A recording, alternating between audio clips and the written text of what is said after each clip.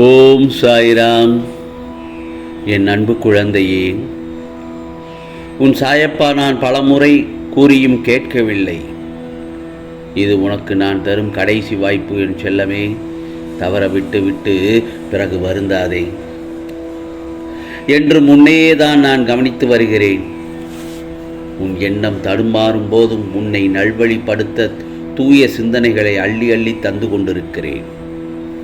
நீ வேதனைப்படும் காலத்தில் உன்னோடு இருந்து ஆறுதல் அளித்து வேதனை போக்கும் வழியை கட்டாயம் கூறி வருகிறேன். இதோ உன் வீட்டில் பாதுகாவலனாக இருந்து உங்களது குடும்பத்தில் அனைவரையும் தீய சக்திகள் அண்டவிடாமல் தடுத்து உங்கள் குடும்பத்தினரை காப்பாற்றி வருகிறேன்.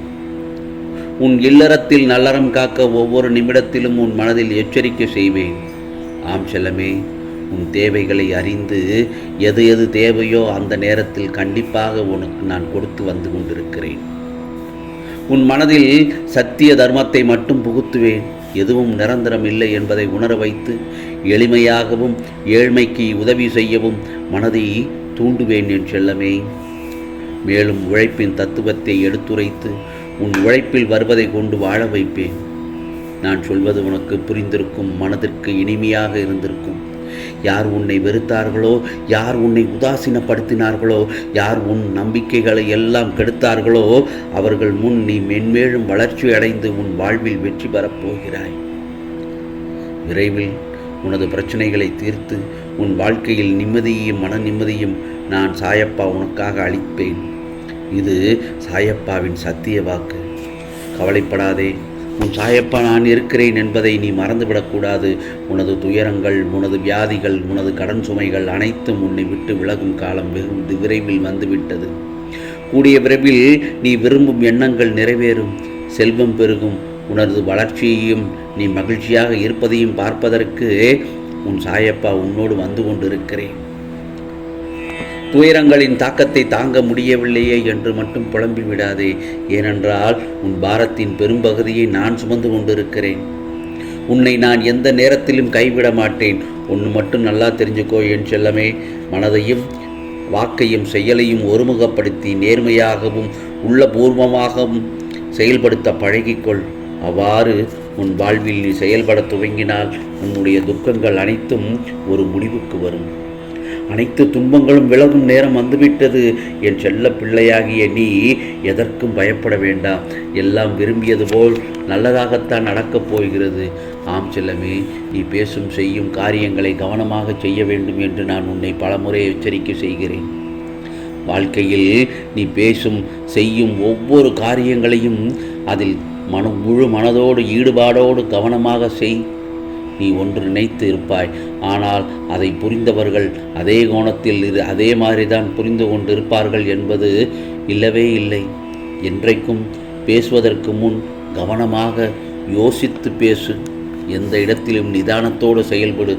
அந்த வார்த்தைகளின் கணக்கு உன் வாழ்க்கையில் கணக்கு இரண்டாய் ஏற்படும் சூழல் உருவாகிவிடும். ஆகவே சொற்களுக்கு நீதான் பொறுப்பு. ஒரு முறை கூறிவிட்டால் அதை மாற்ற முடியாது.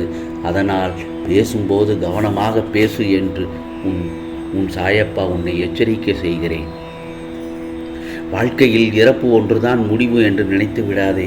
உன்னை சுற்றி 1000 துர்நாற்றங்கள் வீசலாம். ஆனால் அதை சகித்து போகச் சொல்லவில்லை. அதை எதிர்த்து உன்னால் மூச்சை நேராக சுவாசிக்க முடியும். வாழ்க்கையில்தான் லட்சியங்களும் பாதைகளுமே தவிர லட்சியங்கள் பாதைகள் வாழ்க்கையாகாது. ஆகவே வாழ்வதற்கான தேடல்தான் இந்த குறிக்கோள். ஓட்டம் எல்லாமே. ஆம், ஒன்று மட்டும் நல்லா தெரிஞ்சுக்கோ என் செல்லமே. அன்று உன்னை தாழ்வு பெறச் செய்தவர்கள் உன் உயர்நிலையை நிமிர்ந்து பார்க்க கூட முடியாத நிலையில் இருப்பார்கள். எல்லாம் நன்மைக்கே. விரைவில் உனக்கான புதிய அத்தியாயம் உன் வாழ்வில் நடைபெறும். காத்து கொண்டிரு என் செல்லமே. உனக்கு பிடித்த ஒன்றை தரப்போகிறேன். ஆம், உனது வேதனைகளையும் சோதனைகளையும் உன்னை சோர்ந்து போக செய்வதற்கு வருவதில்லை. உன்னை போதனை செய்வதற்காகவே வருகின்றன என்பதை நீ முதலில் புரிந்து கொள்ள வேண்டும். சோதனையை உணர்ந்தால் உனக்கு 100% சாதனையாக மாறும். ஆகவே வாழ்க்கையில் என்னென்ன நடக்குமோன்னு குழம்பாதே. எது நடக்குமோ அது கண்டிப்பாக நடந்தே தீரும். அது நம் கையில் இல்லை. எல்லாம் விதிப்படித்தான் நடக்கும். ஆகவே வாழ்க்கையில் லட்சியமும் அதை அடையணுங்கிற எண்ணமும் பொறுப்பும் கண்டிப்பாக ஒவ்வொரு மனிதனுக்கும் இருக்க வேண்டும். என் செல்ல பிள்ளைகளுக்கு இது கண்டிப்பாக வேண்டும். இன்னொன்று நான் சொல்வது என்ன தெரியுமா? நம்பிக்கை பொறுமையும் வேண்டும் என்று நான் என் செல்ல பிள்ளைகளுக்கு நான் போதித்து இதைத்தான் சொல்கிறேன். நம்பிக்கை, பொறுமை. அதே சமயம் எதையும் ஏற்றுக்கொள்கிற மனப்பக்குவமும் வேண்டும். உனக்கென்ன விதிக்கப்பட்டது நிச்சயம் உன்னை வந்து சேரும். முதலில் அதை புரிந்து கொள். உன் உழைப்பு என்றைக்குமே வீணாகாது. வருங்காலம் உனக்கு நிச்சயமாக சிறப்பாக அமையும். என் செல்லமே, உனக்கு நல்லது நடக்கப் போகிறது. பிறகு ஏன் கவலைப்பட்டு கொண்டிருக்கிறாய்? நான் சொல்வதெல்லாம் என்ன தெரியுமா?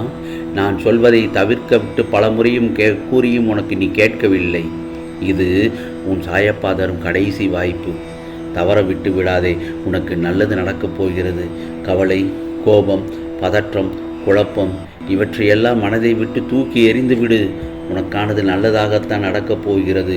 தைரியமாக இரு என் செல்லமே. உன்னை சூழ்ந்துள்ள சூழ்ச்சிகளையும் எதிர்த்து அதை தகர்க்க செயல்பட்டால் அதற்கு பெயர்தான் என்ன தெரியுமா? தைரியம். ஆம் செல்லமே, அதை மனதில் கொண்டு தைரியமாக எந்த ஒரு பிரச்சனையையும் எதிர்கொள்ளும் மன வலிமையையும் சூழ்நிலையும் நம்பிக்கையும் வளர்த்து கொள்ள வேண்டும். உனக்கு என்னவெல்லாம் சொல்ல வேண்டுமோ என்னிடம் மட்டுமே சொல். மற்றவரிடம் சொல்லி ஒரு பிரயோஜனமும் இல்லை.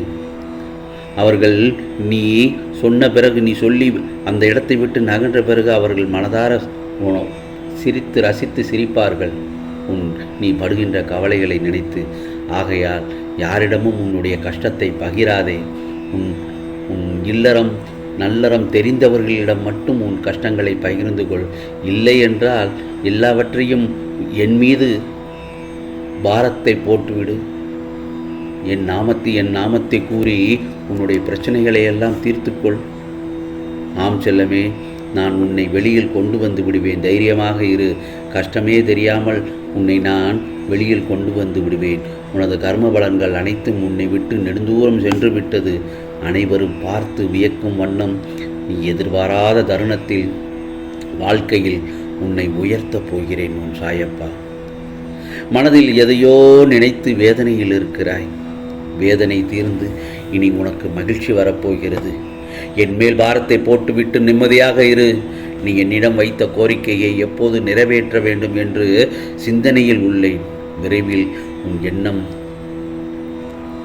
பூர்த்தியாகிவிடும் என் செல்லமே. ஏனென்றால் நீ வாழ்ந்து கொண்டிருக்கும் தற்போதைய வாழ்க்கை நான் உனக்கு கொடுத்தது. இதில் நீ அனுபவிக்கும் நன்மை தீமை அத்தனையும் என் முன்னிலையில்தான் உனக்கு கொடுத்தது என்பதை மறந்துவிடாதே. இதை நீ புரிந்து கொள். ஆம் செல்லமே, உன்னை தேடி உன் வீட்டிற்கு வந்துள்ளேன். உன்னை தயார்படுத்திக்கோ. ஏனென்றால் எனது பரிபூர்ண ஆசீர்வாதமும் உனக்கு கிடைக்கப் போகிறது. பிறகு அதில் அளவில்லாத மகிழ்ச்சி அடையப் போகிறாய். எனது காலடிபடும் நேரம் சுபிட்சமாகப் போகிறாய். இதுவரை இல்லாத அளவு பெருமளவு இரட்டிப்பு மகிழ்ச்சியுடன் இருக்கப் போகிறாய்.